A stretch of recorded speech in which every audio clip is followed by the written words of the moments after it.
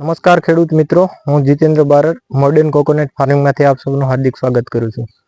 મિત્રો, આજે આપણે નારિયેળીના એક મહત્વના ટોપિક વિશે વાત કરવાના છે કે આજના સમયની અંદર કોઈ બધા ખેડૂત એવું જ વિચારતા હોય કે સૌથી વધારે આપણે ઉત્પાદન લઈએ, પણ એમની અંદરનો એક જો મહત્વનો ટોપિક છે ફાલ ખરવાનો.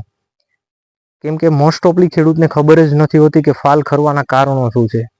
તો આપણે આ ટોપિકની અંદર ફાલ ખરવાના કારણો વિશે વાત કરશું. જેમ કે કોઈ એક કારણ નથી ફાલ ખરવાનું કે આપણે કોઈ કહી શકીએ કે ભાઈ આ એક કારણને લીધે ફાલ ખરે છે. તો મિત્રો ઘણા બધા કારણો છે ને આપણે એની ચર્ચા કરીએ આજના વિડીયોની અંદર. તો મિત્રો, જેમ કે જનરલી આપણે એક વિડીયોની અંદર વાત કરેલી કે જો તાપમાન 25 સેલ્સિયસથી લઈ અને 30 સેલ્સિયસ સુધી હોય તો એ નારિયેળીને માફક આવે છે. હવે જો 30, 32, 35 સેલ્સિયસ ઉપર જો તાપમાન જતું હોય તો એ ઉપર જતા તાપમાનની અંદર કોઈ પણ પોટો ખુલતો હોય, જેમ કે આ ખુલેલો પોટો છે, એ ખુલતા પોટાની અંદર જો ટેમ્પરેચર વધારે જાય અને 2 કે 3 દિવસ રહે તો એ ફાલ ખરવાના એમની અંદર પણ ચાન્સ સૌથી વધારે રહે. બીજું છે કે ટેમ્પરેચર જો 20 સેલ્સિયસ નીચે જતું હોય તો 20 સેલ્સિયસ નીચે તાપમાન જાય ત્યારે જે વનસ્પતિ હોય, જે પાન હોય, વનસ્પતિની જે દેહધાર્મિક ક્રિયા હોય તો એ મંદ પડે, પરિણામે જે પોષક તત્વો લઈ ના શકે, તો એના લીધે પણ ફાલ ખરવાનો પ્રશ્ન રહેતો હોય છે. ત્રીજું છે આપણે વરસાદનું પ્રમાણ હોય કે ખુલતો પોટો હોય એમની અંદર જો વરસાદ ચાલુ હોય અને પોટો ખુલે તો એ સમયે પણ ફાલ ખરવાનો પ્રશ્ન રહેતો હોય. ચોથું કારણ છે કે આપણે કોઈ પણ દવાનો છંટકાવ કરતા હોય તો ખુલેલા પોટાની અંદર જો ડાયરેક્ટ સ્પ્રે થાય, કે જેમ કે કોઈ પણ પોટો ખુલેલો હોય એની અંદર તમે દવાના સ્પ્રેની અંદર આપણે કરતા હોય, ડાયરેક્ટ સ્પ્રે થતો હોય અને દવાની માત્રા વધારે હોય તો પણ ફાલ ખરવાનો પ્રશ્ન રહેતો હોય. પછી આપણે નિંદામણની વાત કરીએ. આજના સમયની અંદર નિંદામણની દવાનો ઉપયોગ ઘણા લોકો કરતા હોય નારિયેળીની અંદર. હવે જો નારિયેળીની અંદર નિંદામણની દવાનો તમે છંટકાવ કરો છો, જો બને તો ના કરો એટલું સારું, પણ જો તેમ છતાં પણ છંટકાવ કરો છો તો નારિયેળીની ફરતેની 5 ફૂટની રેન્જમાં બને તો છંટકાવ ના કરવો. કેમ કે જે એમના જે તંતુ મૂળ હોય સૌથી વધારે એ રેન્જની અંદર હોય.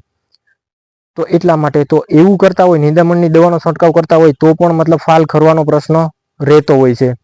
પછી જે પાન હોય છે, વ્હાઇટ ફ્લાયને લીધે, સફેદ માખીને લીધે પાન કાળા પડી જતા હોય અને પ્રકાશ સંશ્લેષણની ક્રિયા મંદ પડી જાય તો એમના લીધે પણ ફાલ ખરવાનો પ્રશ્ન રહેતો હોય.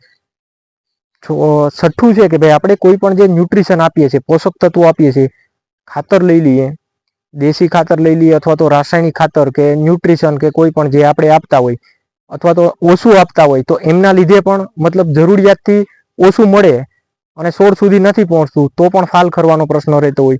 એટલે ઘણા બધા જે બતાવે 6-7 કારણો છે કે એમના લીધે ફાલ ખરવાનું વધારે રહેતો હોય. હવે જો આમની અંદર જો થોડી ઘણી પણ કાળજી લેવામાં આવે તો એમની અંદર પણ આપણે 20 થી લઈને 30-40% સુધી ફાલ ખરતો અટકાવી શકીએ. જેમ કે આ વરસાદને લીધે આ તો જે તે સમયે વરસાદની અંદર પોટા ખુલેલા અને એમાં તમે જોઈ શકો કે આમાં બહુ જ ઓછા નારિયેળ રહ્યા છે, બાકીના ખરી ગયેલા છે. અને એક છે કે જીનેટિક પ્રોબ્લેમ, કે ભાઈ કોઈ પણ નારિયેળી હોય તો એનો જે રોપ હોય તો રોપ જ ખરાબ હોય છે, તો પણ એવું બને કે એમની અંદર ફાલ નથી આવતો અથવા તો ફાલ ખરવાનો પ્રશ્ન રહેતો હોય. તો આટલા બધા કારણ હોય, કોઈ એક કારણ નથી હોતું ફાલ ખરવાનું. તો આટલા બધા કારણો છે કે જેના લીધે નારિયેળીની અંદર ફાલ ખરે છે. હવે આને અટકાવવો કઈ રીતના? તો જનરલી એવું નથી કે તમે 100% આમની અંદર પરિણામ લઈ આવી શકો, પણ જો સારી એવી માવજત કરવામાં આવે તો આમની અંદર 30 થી લઈને 50%, 40% જેવો તમે ફાલ ખરતો અટકાવી શકો.